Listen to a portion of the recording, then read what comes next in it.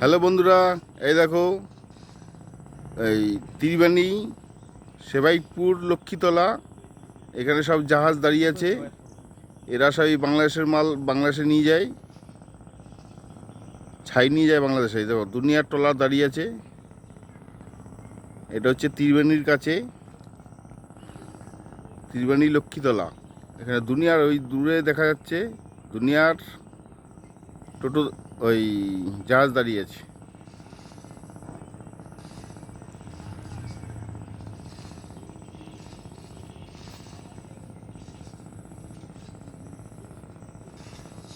আমাদের কলকাতায় মনে হয় এত জাহাজ নেই, এখানে যা জাহাজ আছে ত্রিবেণী ঘাটের কাছাকাছি।